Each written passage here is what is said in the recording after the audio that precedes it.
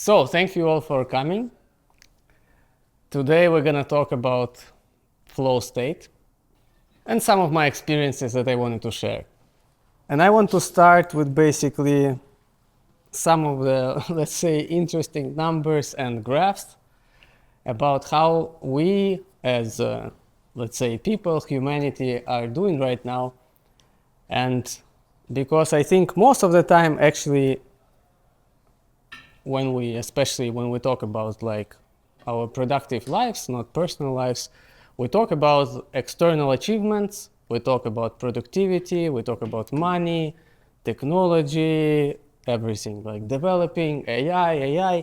So a lot of external things and how we actually want to improve our world, improve our comfort, improve our technologies, etc. And I think, well, about 99% of the time we talk about that.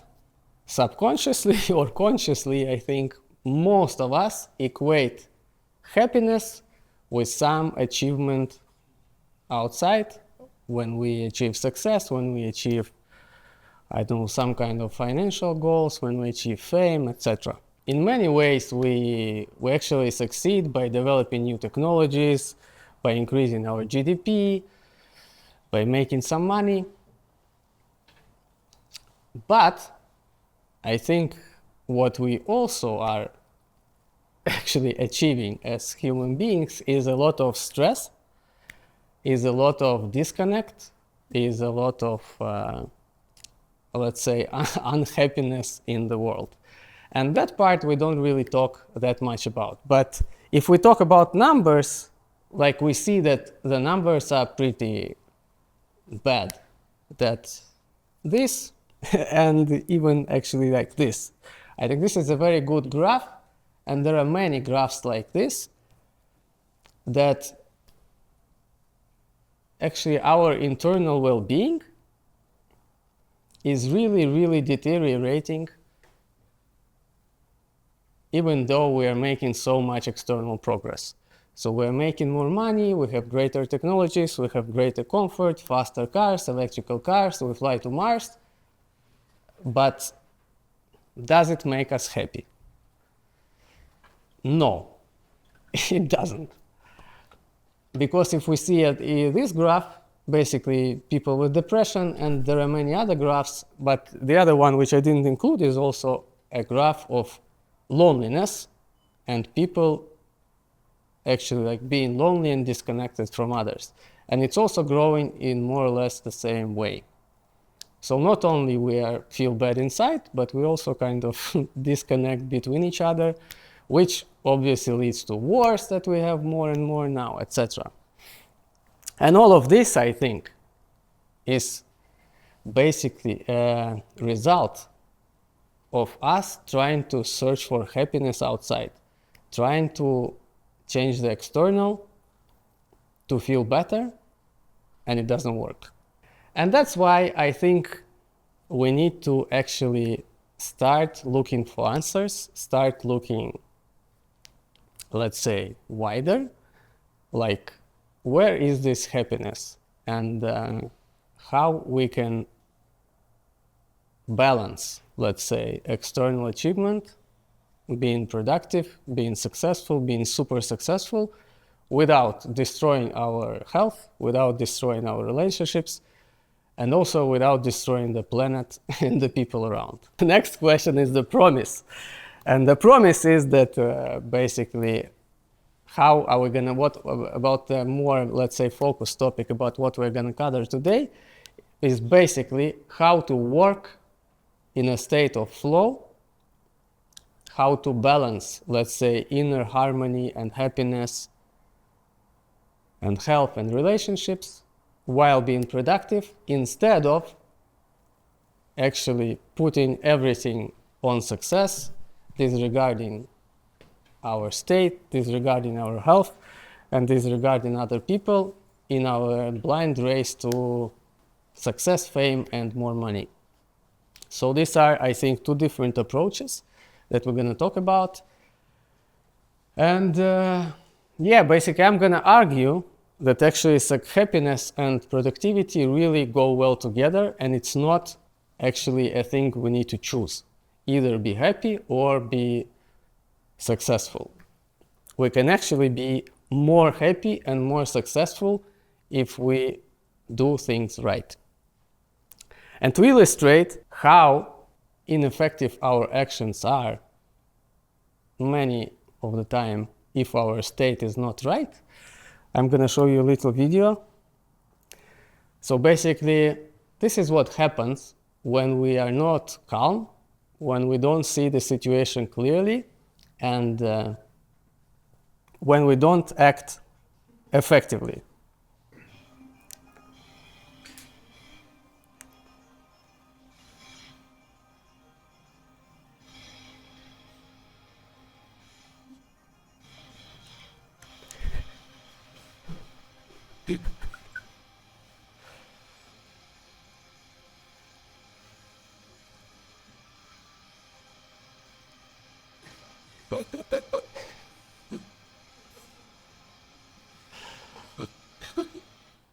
So that's basically all of us. When we do a lot of action, we experience a lot of stress, and we achieve some results, but maybe it's not the most optimal way to do it.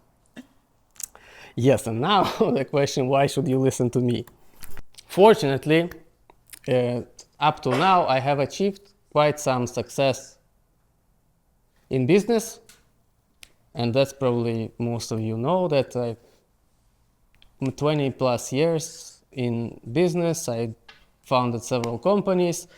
I have achieved some interesting numbers, so doing good professionally.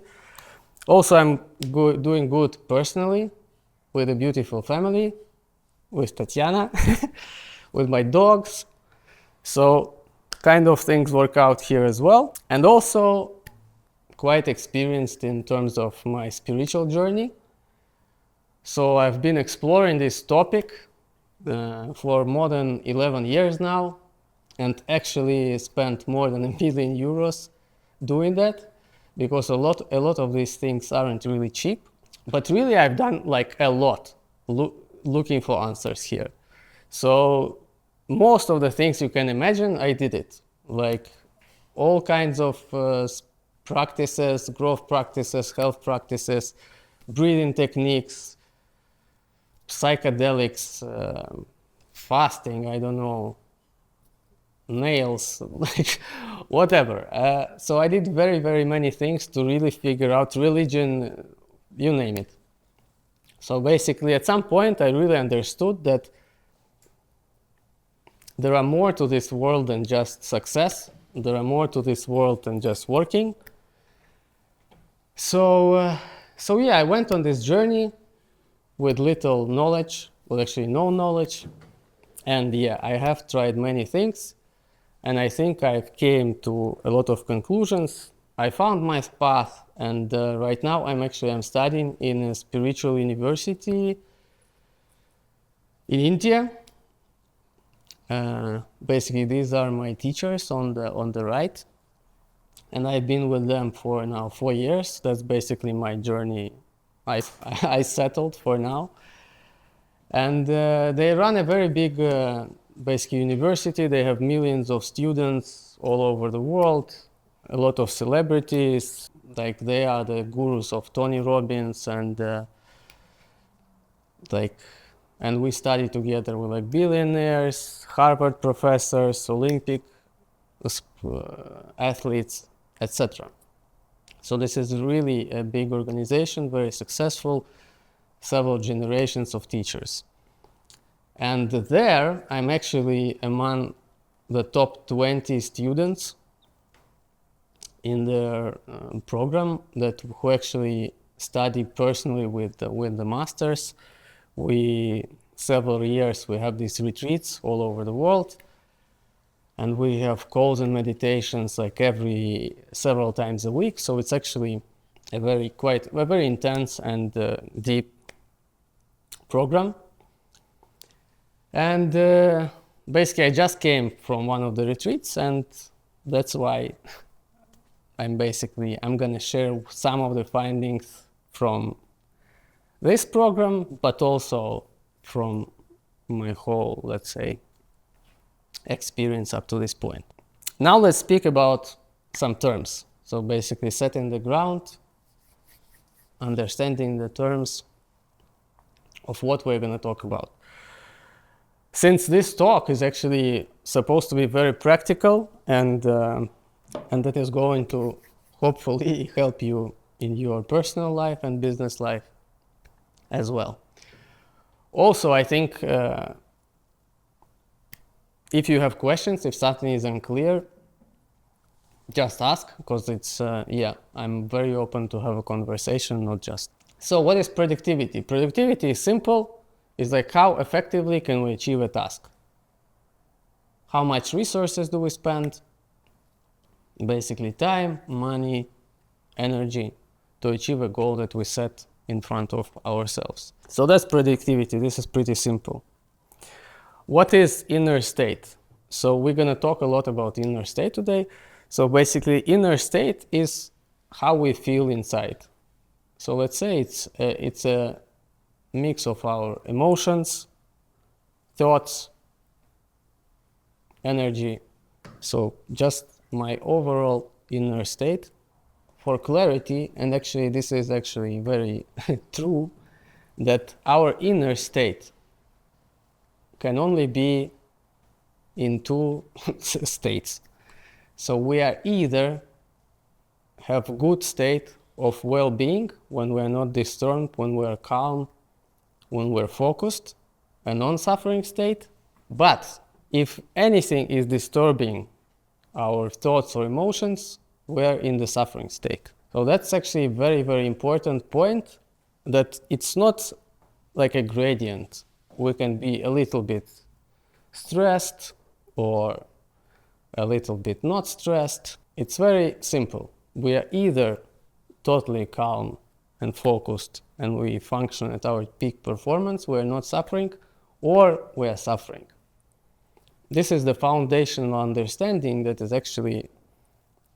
a ground for a lot of future discussions and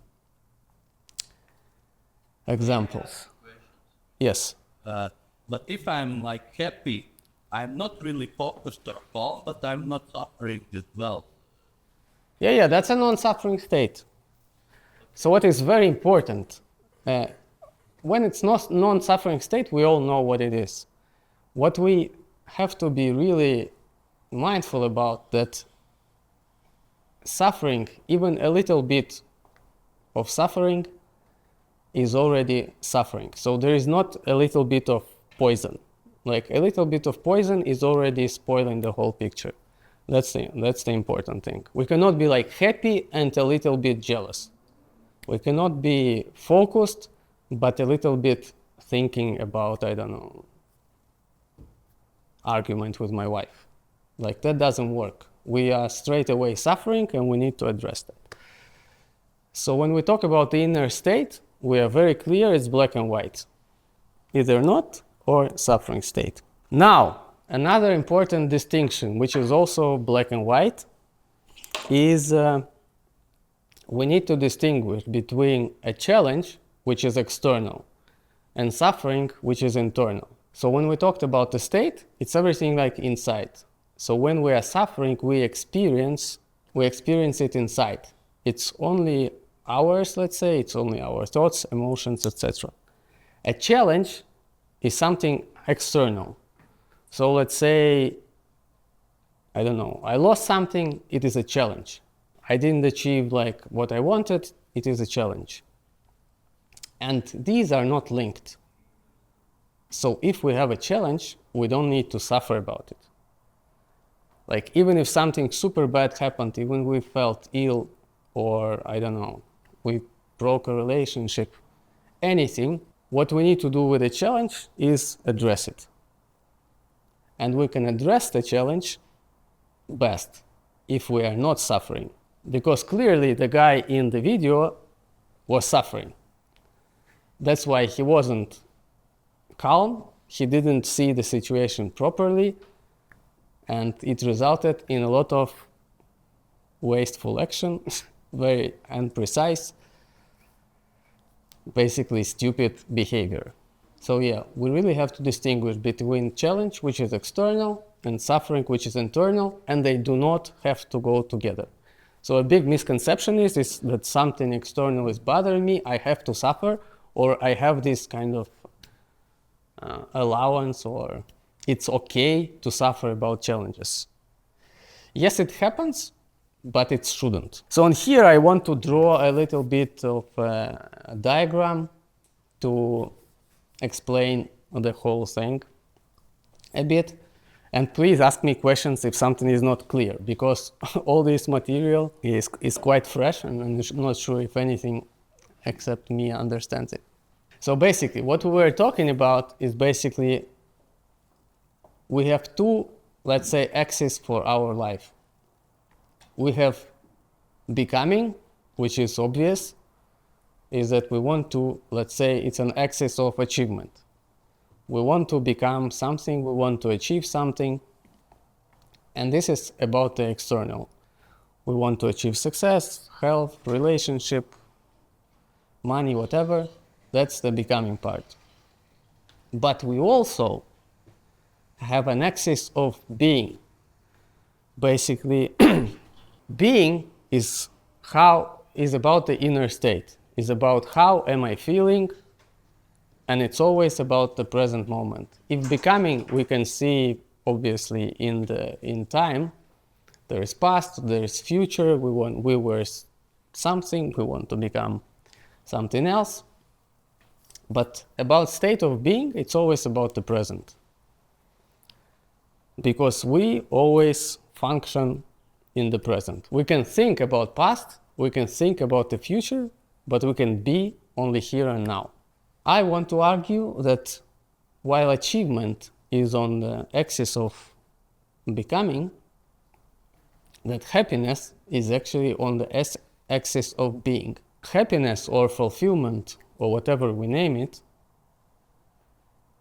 is not dependent on achievement, is not dependent on external circumstances, but is only dependent on our state, on our inner state here and now. And what is also important, that both of these axes need to be basically addressed and worked on. But how I was talking in the beginning, that we spend most of the time on the becoming part. Basically, it's easy, it's what we're used to. We're always thinking about how to become more productive, how to achieve more, how to do time management, how to do all that efficiency, productivity, but this is all just about becoming. The question we need to ask more and more is about being, and about what is happiness, about how can I be happy, about how can I improve my state, etc. Yeah, I have a question. To be happy, from my point of view, the person have to evolve, have to develop, have to grow. And the growth is not possible without achievements. So you mentioned the achievements are only external, but at the same point, it can be internal. So you can set your own goals to grow like a person and whatever. And from my perspective, then that state of happiness now is really affected by how systematically you're achieving your goals, even if they're internal or external. Does it fit somehow your also model? Yeah, the thing is that we can achieve on the, let's say, happiness axis as well, and we should. And basically how I see it is that there is inner journey and there is outer journey. Inner journey is when we work on our inner world. So basically self-development, spirituality, psychology, like religion, let's say, these are all kind of paths or tools on the being axis. Achievements, these are basically more external. We can move up and we can move right. And what I want to basically focus on today is that we should strive to move here. That we should achieve externally, but we also should improve our level of happiness and do not neglect it. So basically that's, a little bit more detail to what I was talking about, that this being axis basically shows how are we feeling at the moment. Are we in stress or in suffering, or are we in well-being? And basically our ability to control that, our ability to influence our state, not to fall into stress, to keep well-being, is actually dependent on our inner journey and on our inner growth, about what we do here, how we develop. Basically, unless we work on it. And what I want to also say, that it will not happen automatically. This inner journey, let's say, inner work, that's, I think, one of the paradoxes of our, let's say, society and education, that somehow we learn a lot about external things, like in school, university, etc. We are only here. We learn about like technology, we learn about productivity, science, whatever, but we never learn about relationship. We never learn about building a family. We learn very little or nothing about like raising kids, and we learn little or nothing about our state, how to deal with emotions, how to deal with our thoughts, how to grow. And that's basically the critical message that, yes, I want to raise and bring today, is that we should really care, and we should really think, we should really explore, ask questions and grow also on the being axis. Because on the becoming, I'm sure that all of us do stuff, did stuff, and already invest a lot of time and money here. But what I'm asking you to kind of think about and look around is here. Basically, how to work on yourself, how to explore the inner axis, and how to actually be able to achieve happiness. Yes? Well, although you might address it later on in your presentation, you probably will. My question is that I have bad examples of both extremes on both axes. So I have the overworked entrepreneurs burned out to the ground, and I have people who are kind of super spiritual, but if you scratch the surface, because there is no achievement, they're praying that everything is going to be good. They're not evolving the society. They're not. I would even argue that they're bringing very little social good. And my question is that, well, basically, in my worldview, some amount of stress is a prerequisite to achievement. Because if you're completely happy, you don't want to do anything. You already kind of possess everything inside you, and the motivation is very faint and situational. So you might want to achieve something great today because you're in a good state and you have the mood, but then tomorrow you're like, oh, actually I want to plant a tree, and you don't follow, you have no dedication. How do you balance that? Yeah, good point. We're going to address that. That's one of the biggest misconceptions. And that's one of the actually biggest fears that I meet in entrepreneurs, that we have this fear that if we go for happiness, if we become spiritual or whatever, we won't want to do anything. We're going to sit and meditate, or like sit and do nothing and just become bums. But that the fear is unfounded. I know it's founded actually, because many people actually do go that way. But that's why I'm arguing we should go here. We should not go here without achievement. We should not not go to achievement without that. Because we know a lot of examples here. About the examples there, I think that it's actually possible, and I would say that extreme in happiness without achievement is like being a monk, when you just renounce all the external and you go internal all in. I have example to be Yeah. by the rope. Yes, I know. Again, I think monks is one road where this is definitely possible and millions of people do that, but I have no idea, that's not my way. But what you are talking about, that people, the thing is that this journey is not easy. This journey is not easy. It has a lot of traps, it has a lot of misconceptions, it has a lot of fake teachings, gurus, etc. It's not easy, like the same as with achievements. Not everybody is becoming millionaires, not everybody is becoming happy. A lot of people end up taking very wrong routes. The answer to both is actually to really study, to really search, to really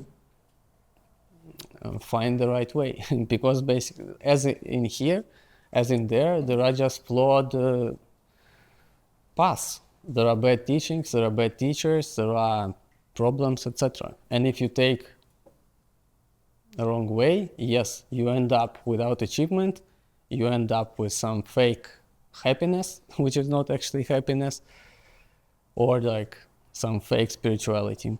That can happen. But that's why we make decisions and we judge decisions and we really select and test what works, what doesn't. But what basically, again, I'm talking about that we want to go here. We want to achieve both. And my experiences and experience of many people I know is that it's possible, but not, but we don't know a lot of examples. And to have more of those examples, basically we met here and we're discussing this topic. So here's my diagram in full. Here's how the choice we have in how we are going to be productive. We can be productive, let's say, in two ways. We can be productive when actually stress and attachment is our fuel and let's say our driving force. Or we can be productive when well-being and acceptance is our driving force. So now let's explore a bit like what's the difference. The truth is that we can definitely achieve and we can get results both from stress and from well-being, because obviously all of us have done it and we have a whole lot of examples, and actually here we can achieve a lot. We know a lot of huge companies and very famous people who achieved big fame and big money, but are still miserable and suffer. So that's definitely possible, but we don't really want that. What we want is to actually somehow achieve the state of flow where we can work, where we can be very effective, where we can be very productive, where we can achieve like big goals while being calm, being in harmony. What we actually need to be doing is not really talking about how to be in the state of flow, but how not to be in the state of stress. Because what actually happens is when we remove all the negative factors, negative behavior, all the suffering, all the good stuff naturally happens to us. So we don't really need to learn how to be happy, not how to be happy, but how to be in the state of flow, how to accept everything, how to like be in the effortless action. That's one of actually a very kind of big misconceptions or conceptions why, say, just following rules or religions, let's say the dogmatic religions, doesn't work. That we cannot learn good behavior. We cannot learn just rules how to be in the flow.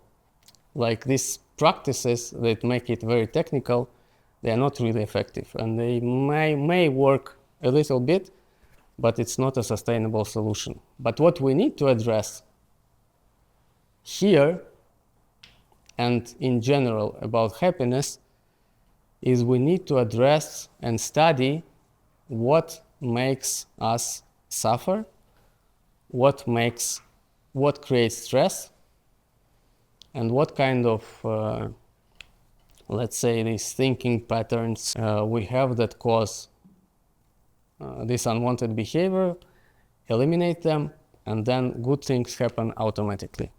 I want to actually first give an example that will hopefully make it very clear, additionally to the example with the snake. A couple of, let's say last month, I was playing paddle,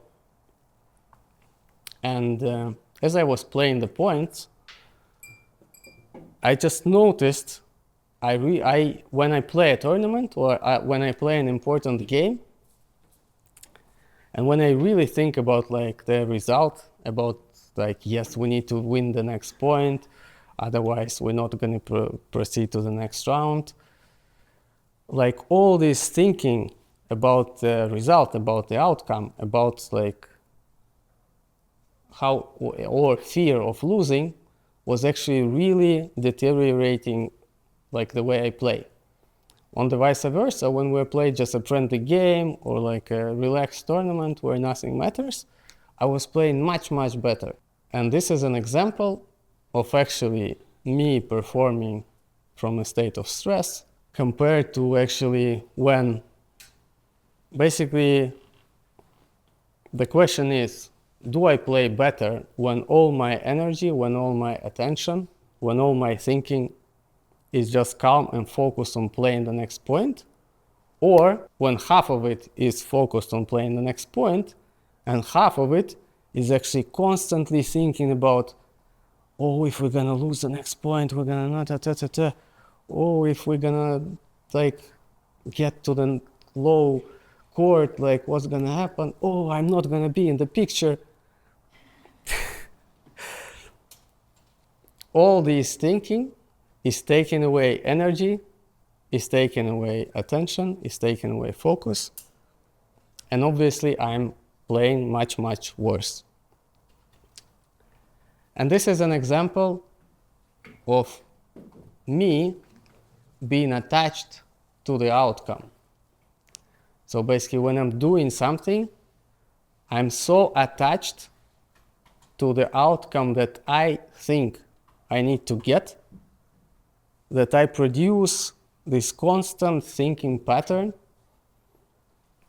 that is basically running these thoughts all over again, over and over again.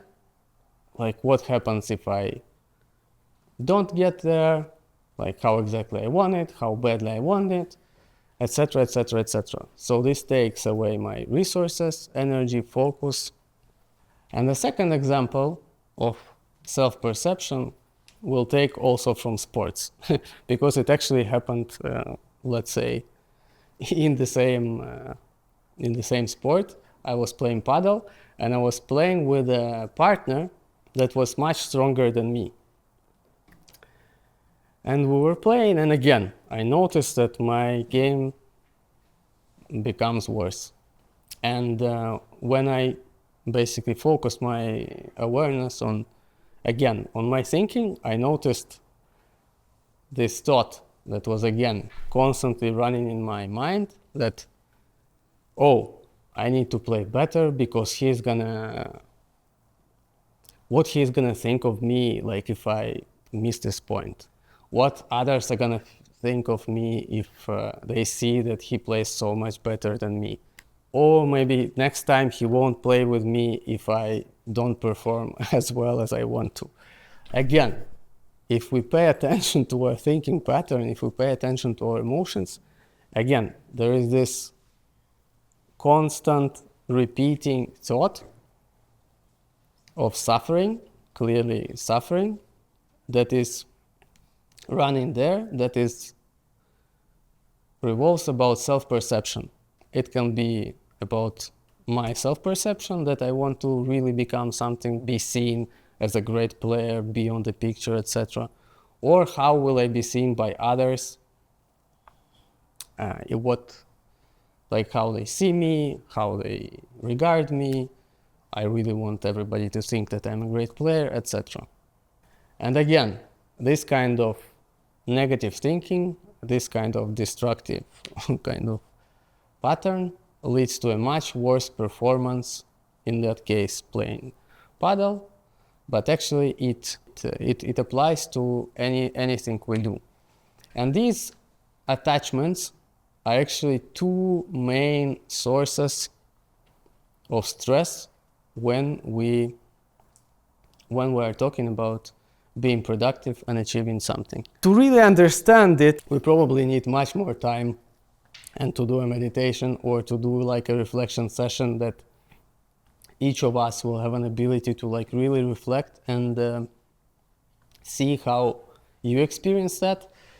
And probably you can do that maybe after the talk, and I encourage you to do that, because actually like this topic and the whole topic of inner, let's say, work and inner journey is kind of subtle one. So it's not as let's say easy and technical as most of the things let's say related to external, but still, I mean, it's good that we cover them.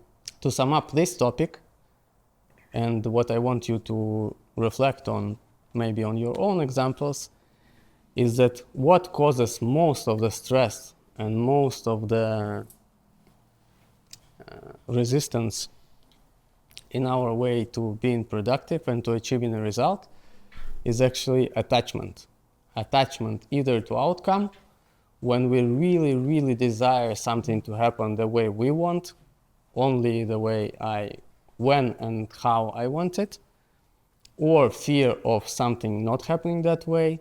And the second one is about self-perception, is that when we engage in some kind of work, a lot of our attention and thinking and focus goes into actually thinking and imagining what others are gonna think of me, how am I gonna appear, what am I gonna become, what I'm not gonna become, etc. These are two main, let's say, patterns that cause us strain, these two attachments, and that really prevent us from being in a state of flow. And we can see it again very easily. The problem is that we spend a lot of our energy, a lot of our thinking time, a lot of our attention on these stupid thoughts, instead of actually doing the right actions, looking at the situation and achieving the result. And what I also want to say, which is actually very crucial, that what is going to happen in the future, if we're going to achieve our result or not, is not so much dependent actually on us. If we take any serious, let's say, goal, if we really think about it, so many like external factors, conditions, other people's actions, and world events have to, let's say, get right or get in a particular state for this to happen clearly. That's why not so smart to become so much attached to the way we formulated that goal, to the way we formulated that specific version of the future that we want to happen and that we equate to our happiness. Because we don't really control much. We control very little, and a lot of things actually that happen are out of our control and are not dependent on us. So if my business is going to be successful, there is a little bit that I can do, right or wrong. But again, even if I do everything right, there is so many more things need to happen, so many other people need to do and be a certain way for results to actually turn out some way. That's why, if you really think about it, it's not very smart to become attached to your limited point of view and produce all that excessive thinking and stress that we usually do. Any questions about this one? How do you substitute desire for anything else? Because without desire, there will be like, with zero desire, I don't see achieving any achievements. So if you remove desire as a stress that you don't want to have, how do you get elsewhere? Yeah, good question. Actually, we're missing one arrow here, probably a little bit old version, but basically what we really need to have is we need to have intention. And we can have, like, again, desire and intention, very similar words, and it's okay to have desire. It's okay to set goals. It's okay to set plans. What I was talking about, what is not okay, is our attachment to this very specific, let's say, desired outcome that we want. So basically, the behavior that I want to, let's say, You're referring to kind of inflexibility. So you have Yeah. to be inflexible and go in hand in hand with. Yes. What I'm saying is that we set goal, we set an intention, and we do everything in our power to get there. But if something goes sideways, if something happens like a little bit not the way you expect, you don't suffer about it. You reassess the situation, you take the next action. And that's basically, so instead of attachment, what we need to kind of strive to have is actually acceptance, which means clear vision of the situation, clear assessment of what is, and then choosing the next right action, where we connect with full energy, full intelligence, without the stupid thinking eating out a lot of that energy and intelligence. I may share a small experience in this particular field when we were working on a project, and it was clear for me that was killing the whole productivity. So when I was scared, I stopped breathing. So normally a human being stops breathing. What we do when we're scared, we stop breathing. So what I do, I stop breathing, and at this point, my brain starts generating narratives. So the fear carries on, taking me away from the main point, and I'm being taken, absolutely dragged out somewhere else. And that's why my fear of failure made me completely stuck in one position, that I couldn't literally do anything. And it's so scary at some point. But when you reflect, you start breathing, you remind yourself like, wow, okay, we're doing something else. Let's stop that. You start breathing and you get back into the intention state of the actual willing to get to the results, and actually what you were saying, to analyze the achieved result and to give it an adequate, let's say, evaluation. So that's when you can get back to the flow state. Yeah, that's a great example, because again, our goal here is to achieve. Our goal is to be productive. Our goal is to do something valuable. And the question is how to do it the most effectively. And the most effectively is to do it from the state of well-being and without stupid thoughts, without fear, without thinking, how am I gonna look? Maybe a quick question. Will you have a slide about how to set goals correctly? Because, for example, if you're setting a pretty much strict goal, I mean, like business works, how the capitalism works, you're just planning in the year, you have the goal of specific number at the turnover or whatever. And if you have a very specific goal, means you're very close to being a little bit stressed because you want to, achieve this goal. And going to the well-being side, it means the goal should be somehow flexible, floating, or how do you recommend to set goals correctly? But that's what I'm saying. This is, I think, the difference between challenge and suffering. Challenges are okay. Setting high goals is okay. Suffering is not okay. So we should set ambitious goals, and we should strive to do our maximum best. Like, it has to be feel challenging, but it's not the same as like being in fear that, oh, I'm not gonna achieve, like, what are they gonna think about me? That's suffering. Like having a big goal and just like really thinking, how am I gonna achieve it? And like really pushing yourself to grow, to learn something new, to get like new people, that's all fine.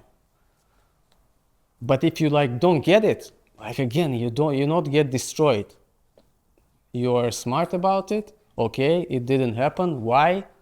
It's about me or it's about external circumstance. Okay, set the next goal. In any case, we need to accept reality. Like whatever happens, like, okay, it's already here. We accept it, we evaluate situation, we choose the next action. But we don't stress about it, we don't argue, we don't blame, etc. All this nonsense about stressful behavior is not helping us.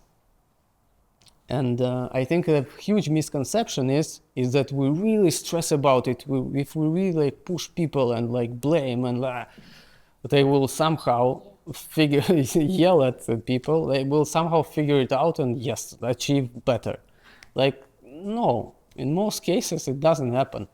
Like we might feel that, and I did it so many times. Like you really become like super stressed on yourself or others and think that this is going to give me energy to achieve. But no, like it can very quickly, maybe you get some release, but long run it doesn't work. Yeah, now about some misconception. So first one is that external, we can reach happiness or we can remove inner suffering by changing the external circumstances. And that is a huge myth. To really address happiness, to really grow spiritually, to really become happier, calmer, whatever, we need to work on inner state. If we are depressed, no amount of money, no amount of travel, no amount of I don't know what is gonna change our depression. We need to address inner suffering because inner suffering has inner causes. Misconception number 2.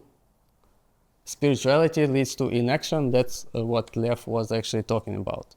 That if I become spiritual, if I work on my inner state, I achieve happiness, I don't want to do anything. Totally wrong. There are examples like this, but again, people just went the wrong way. And probably that's not for us. These two go very well together, and what I'm arguing and what I'm hopefully showing with my own experience is that spiritual growth, spiritual practice actually improves the results together with improving happiness. Then success, well, kind of the same, I talked about it, so these really go together. We need to work on our inner state. It will improve our business results. They are not really different directions. And what is also very important that I want to highlight today is that all this topic of inner growth is actually a huge topic. And there are no quick fixes there. This inner journey I'm talking about, it's not like a coincidence that some people actually go to monasteries and surrender all their life to this path. Because it's very hard. Because it's very hard and it's very important. We don't want to go to the monastery, but again, this is also the reason why I spend so much time, so much money figuring out these things. Because it really does take a lot of investment. And a lot of dedication to progress. Some of the things that we need to figure out in our minds are like really crazy and mind-bending. Like some of the things that if I tell you, it will sound like super strange. But what is interesting is that when you really like spend, I don't know, study it, meditate on it for years, and suddenly like you realize it and bam, it changes everything. And so, no quick fixes. So that's why if you drink ayahuasca, if you take MDMA, if you do meditation, if you do breathing, all these things, These are super small steps. It's not gonna solve you like everything straight away. No book, no course, like it's all small steps. It's all small steps, and that's why I encourage everybody to really like just start exploring the whole thing and start taking these steps. But it's not like, we take one trip, or we go on one retreat, or we take some mushroom and we become enlightened and that's it. I know no examples of that. And yes, and one also important distinction that I wanted to say here, what is the difference between religion and spirituality? Basically, what I call spirituality, this working with the inner state, and in essence, it's confronting this inner suffering. So what is actually important is confronting inner suffering, figuring out what causes this inner conflict, taking it all from inside and basically working in it and dissolving it. This is spirituality. Not mysticism, like not drugs, not these magical experiences when you fly to space or out of your body. This is something else. Spirituality is confronting this inner suffering and figuring out how to dissolve it and how to live in a good state. Religion is believing in God, following rules. Again, this is something different. This is not my path. Maybe it works for some people, but that's different. And spirituality can totally happen without religion. It can happen, yes. And as I said, the only solutions that actually work and that I found to be effective is wisdom and awareness. So wisdom is basically studying like how this all works, how our mind works, how our emotions work, what is our actually inner world, what is all this world, how we're connected, etc. So all this is wisdom that we study with teachers, with books, etc. And the second huge component is awareness, is actually being present, being aware, being conscious about what happens in our mind, what thoughts we are thinking, what we are feeling, etc. And awareness is also something that we cultivate, something that we practice, something that we also grow in. That's why we need meditations, that's why we need some calm time, morning routines, etc. But awareness is something that, yes, is hugely needed, and we grow it all our lives. And the goal is to dissolve suffering. Again, suffering is this inner conflict, inner negative thoughts that happen to all of us, and there is a way to see them, there is a way to dissolve them, and there is a way to live with so much less of them. Me personally, I think after all my work, I think I decreased the amount of negative thoughts by like 80%. It's never going to be 100%, like no spiritual guru is going to claim that he doesn't suffer. All of us humans suffer, but what we can do is we can really shrink the amount we spend in these negative states. And yes, practice is everything. I mean, we do stuff every day. That's why we need routines, we need habits, we need to devote time for being like alone, we need to devote time to go study something, read something, meet people. Without investing effort, we're not gonna get anywhere. And yes, one practice that I want to give you that you can do yourself to really address your inner state is what we call ROR, and it has 3 steps. Very simple. So first, when you need to recognize your inner state. So if you just become aware that something's happening, you stop and you look inside and you recognize what is your inner state. So basically, if it's suffering or not. Most of the time, if you were disturbed, you are suffering. Then We need to observe. So basically go deeper and just see what is the thinking process that is running there. What are the emotions? And if I feel anything in the body. But most important is the thinking. And usually what you'll find one thought that is running around like all the time. For example, recently Tanya was supposed to go to a retreat with me, and she needed to get an Australian visa. And since she applied a little late, we're about to go, but she doesn't have a visa. And we sit down, and she is like really in stress state. We sit down and just talk, and the question is like, what are you thinking? Like, what am I thinking? And the thought is, why didn't I apply earlier? Why didn't I apply earlier? And this thought is just running for days in her head. That's basically an example of a suffering state. And what you need to realize is basically you just need to clearly see this thought, and you need to realize basically how it influences your life, and really reflect on if it's true, if you need it. And in many occasions, actually, if you really see this, if you are able to see this thought and to clearly see like all this thinking process, it will disappear by itself. So the magic is you don't really need to do anything with the suffering. All you need to do is to actually see it very clearly, and if it's true, if you see all of it, it will disappear by itself. That's basically the first step. Also, I have some books that I personally really like, where you can find some answers. But again, books is quite a limited step.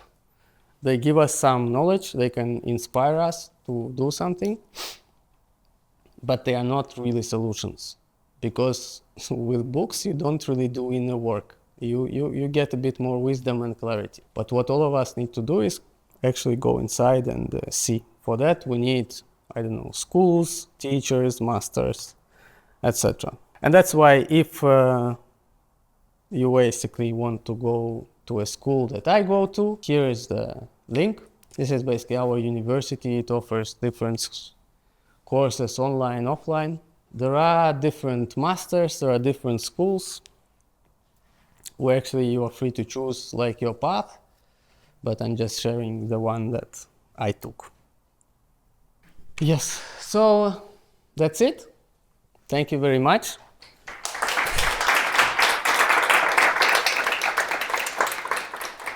Wow, that wasn't easy to tell.